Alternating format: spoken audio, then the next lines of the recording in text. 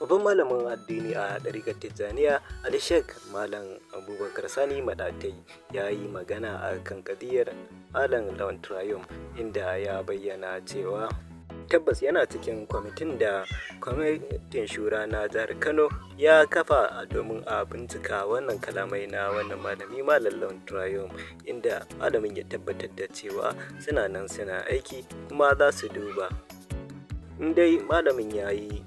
tafka a cikin karatunsa ko kuma ya yi rashin ladabi kamar yadda 'yan ƙungiyoyi suka zarge shi, to tabbas ba zai sha ba. Malam Abubakar Sani Maɗatai yana cikin malaman ɗarikar Tijjaniya waɗanda suke gaba-gaba wajen kare mutuncin Annabi sallallahu alaihi wasallama, inda ko a lokacin da aka kama Abdul Jabbar su ne a gaba-gaba domin ganin ba a sake yi wa irin wannan maganganu na ɓatanci ga janibin Annabi sallallahu alaihi wasallama ba. Sai dai a wannan lokacin an ga 'yan izala sun karaya da ganin Malam Abubakar Sani Maɗatai a cikin kunshin waɗanda za su duba wannan maganar. Lallai a kwamitin shura tun da gwamna ya karbi wannan koke ya mika shi zuwa ga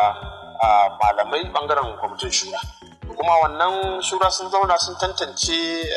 abubuwa har suka yi wani subcommittee a cikinsu, wanda a ciki alhamdulillah ina cikinsa,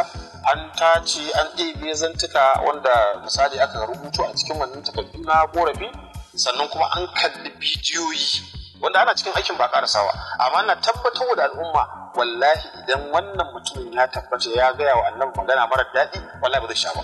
Saboda haka babu shakka yan uwa, ina mai jan hankalin al'umma, ba za a yi hukunci ba sai abin da ya tabbata. So in ya tabbata babu shakka za a yi hukunci a kansa. Kuma kamar yadda aka sani wanda yake kamar alƙalanci ko kuma yana intermediate yake cewa wanda yake tsaka-tsaki ba zai iya tabbatarwa ko korewa ba. Kaga ko alƙali ne zai ga wucewa ya gani abu ta ce kawo shaida, sai an samu shaida an tabbatar da shaidu da komai ko sannan sai a hukunci. To saboda haka wannan shine yadda al'amura suke, kuma muna fatan in Allah ya so yadda wa'annan matsaloli da ake samu a cikin wannan gari mai albarka in Allah ya da karshen sa ya zo da izinin Allah za a sa dan ba na cewa duk wanda ya taɓa mutuncin manzon Allah ba za a kyale shi ba. Dama kuma wannan shine kullum kiran da muke yi shugabanni su tsaya, inda sun tsaya to ba wani daga cikin awam da zai dauki doka a hannunsa. Allah ka sa mu dace.